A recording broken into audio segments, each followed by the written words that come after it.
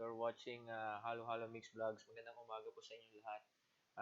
It's December 25 here, and we just had our lunch, and maybe in a couple of hours, lalabas kami, maglalakad lang kami. Kasi maganda yung sikat ng araw and hindi gaanong malamig. So, as I promised to you, ito yung sinasabi kong dahilan kung bakit um, nasabi ko na yung perang ginagamit natin ngayon, yung like yung US dollar, Euro dollar, yung Japanese yen, Philippine peso, or whatever currency you're using right now is paper money. It's because of this Bretton Woods system and 1944 agreement na, okay, sorry for that. Go back to here. So, itong Bretton Woods Agreement took place in 1944 bago matapos yung World War II. So before that Bretton Woods Agreement, yung mga countries they follow gold standard. So yung currency nila, you can exchange it for its value in gold. So like sa Philippine peso, so yung kung ano yung gold reserve ng Philippines, so hanggang doon lang yung pwede nilang i-print na Philippine peso. So hindi sila pwedeng so walang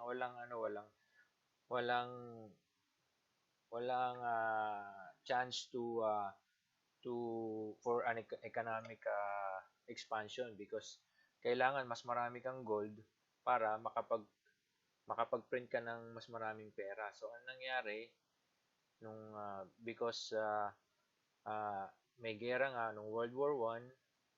So, ang ginawa ng mga countries is nag-detach sila partially from gold so that they can print more money so that they can pay for the cost of the war. So, it's here something like this one.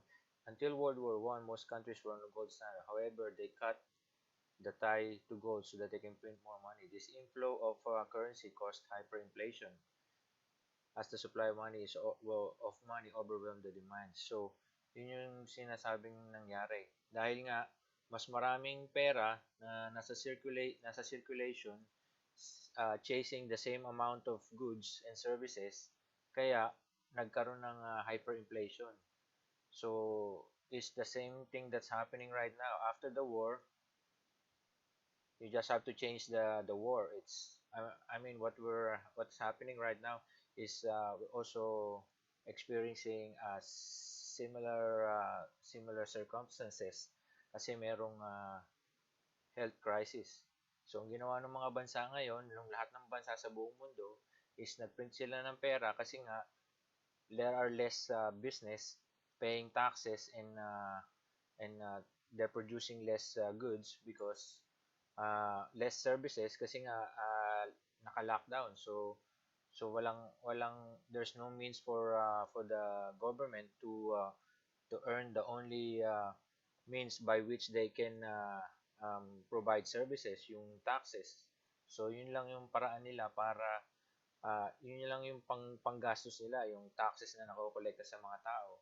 So ang ginawa ng mga governments ngayon is nagprint sila ng pera so that they can pay for the cost of the health emergency that's uh, going on right now. So after the war, countries returned to the safety of the gold standard. So yun ang nangyari, nagkaroon ng hyperinflation kasi nga mas maraming pera chasing the same number of goods and services.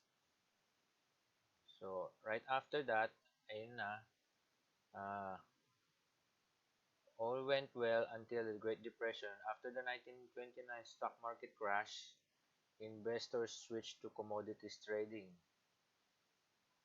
So, ito rin yung Bretton Woods din, yung agreement na to, yung nag-establish sa IMF at saka yung World Bank. Kasi nga, nung World War II, dahil nga another tragedy happened. So yung bansa sa Europe were totally devastated.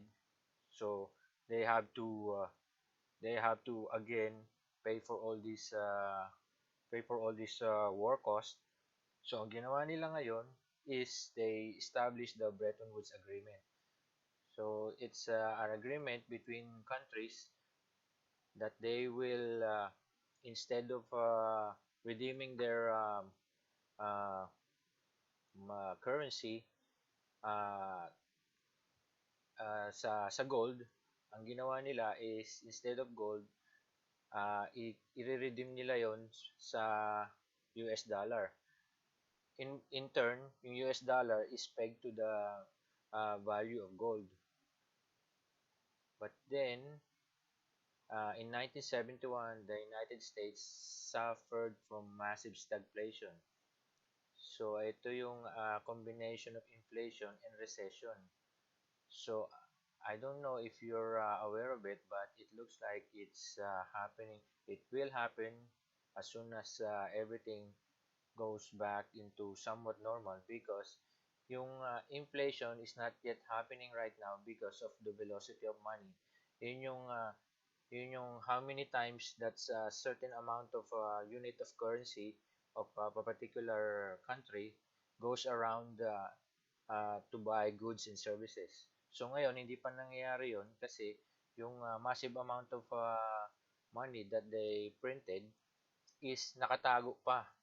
So yung mga tao, although may nakukuha silang, halimbawa, may nakuha silang $2,000 from serve dito sa Canada, or 1,200 yung universal basic income na nakuha nung every uh, man, woman, child in sa US, is hindi pa lumalabas iyon, nakatago pa iyon, nasa savings account nila, kaya nagkaroon ng there is a increase in amount of savings. So nakatago pa yon kasi yung mga tao is natatakot pang gumastos ngayon kasi nga because of uncertainties in the future. So once this health crisis slowly subsides and everything goes back to somewhat normal, and then people start buying things and goods and services starts flying for vacation, or buying houses and replacing the old TVs, refs, and whatnot. So we're gonna see inflation, and then because of the inflation, the cost of borrowing, to control the inflation, the central banks will have to increase the cost of borrowing. So tataas ang interest rate, and then we'll see recession. So ayun na, yung which causes unemployment and low economic growth. So yung ang ginawa ng nung 1971, ang ginawa nung president ng US si Nixon, so dini-evaluate niya yung dollar's value in gold. So instead of a 38 of an ounce of gold, ginawa niyang a 42nd of an ounce. So ang nangyari, it says here, the valuation plan backfired. So there was a run for gold. So yung mga tao, ni-redeem nila yung kanilang US dollar sa face value nito in gold. So ang nangyari, yun nga na natakot yung mga tao. So ni-redeem nila yung kanilang US dollar to gold. So ang ginawa ni President Nixon is sinuspend niya yung Bretton Woods Agreement na yon para hindi maubos yung kanilang gold reserves. So up until now, what I read about it is since 1950, 1950 or 1950, and then the last one is 1970s, when yung gold sa Fort Knox was inventoried. So hindi pa na-inventory ngayon yun. So most people are skeptical if there really is still gold in dun sa Fort Knox. So kaya ayan ang nangyari. Kaya ang sinasabi ko, so ngayon pinabayaan nilang yung free market economy ang mag-decide ng value ng kanilang currency. Kaya yung pera natin ngayon is not really money, is just fiat currency because yung nasabi ng government na yung kung ano yung nakikita mong naka-imprint dyan sa papel na yan is yun yung value niyan. Other than that is it's not backed by anything, not backed by commodity, gold or silver. When gold and silver, so it has been used as a commodity and as money back in ancient times when uh,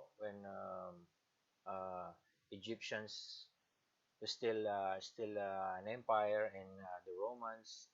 So up until yung Spanish uh, conquistadores, so ginagamit nila 'yan.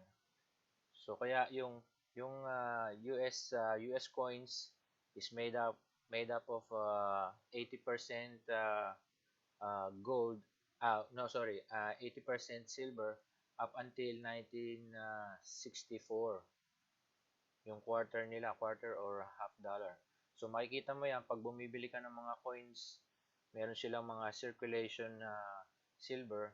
Sinasabi doon na yung 1964 coins is made out of 80% silver, and then uh, the other part is copper and I don't know the rest.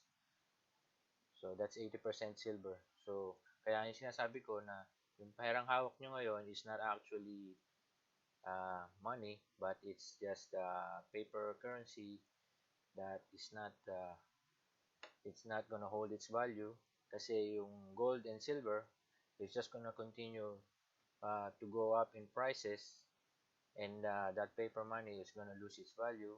So it's up to you if you want to still hold on to it. uh, I'm not gonna let you uh, buy something. It's up to you, whatever you're comfortable with. If you still believe in that paper money, it's up to you. I'm just not comfortable holding it because it doesn't hold its value.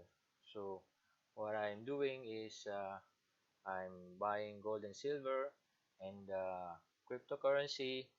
That is because the US was the only nation that could print the global accepted currency, and the US is the uh, number one in terms of economy, the size of its GDP, and the size of its military. So US cannot lose that number one spot. So if that happens, and people, other countries, and especially the people lose faith in the US dollar, um, that will uh, that will signal the demise of the US dollar, and people would run and buying more gold and silver and mostly, and also cryptocurrency. So I don't know if you knew about if you're aware that the Bitcoin, especially Bitcoin, is already inching its way up, and it has already reached the peak of the price of its price range. Now it's trading at 23,000 US dollar per coin. You know, and then we have also the gold price here. You see, it's on 15-year time frame. It already had reached its peak. The peak of it in 2011 was at 1800. So now it's already way up there. So if you can look at this, see see the form of this. It looks like this is where we're around here or somewhere around here. So if pag tinignan mo yun siya dyan, you can see that there are gonna be a lot more movement than that, and we'll see that the price range of this gold when this bull run is over it probably would be around 3,500 when the next peak of this bull run. So right now we're still in lockdown, so there's not much commerce going on. But when everything goes back, see here, yung matatapos na yung GFC around 2009, the end of it, 2009, eto na, ayan na, pataas na ng pataas until it reached its peak in 2011. So, it's up to you. Do whatever you're comfortable with, but I suggest diversifying your portfolio so that you don't suffer yung devaluing ng pera na hinahawakan ninyo, so that you don't lose your buying power. So when you look at the silver, you have a good chance here because yung peak yung peak ng silver is right here. If you can see, uh, nag-try siya twice. So, hindi siya nagtagumpay, kaya bumaba na lang siya. Ayan na, bumaba siya rito. Ito yung, at the same time, nung nag-peak yung gold, nag-peak na rin yung silver. So, around 42 dollars. Pero at the moment, as we are speaking to you right now, nasa $24 pa lang siya. There's a lot more uh, upside potential for this kasi hindi pa niya nare-reach yung ano.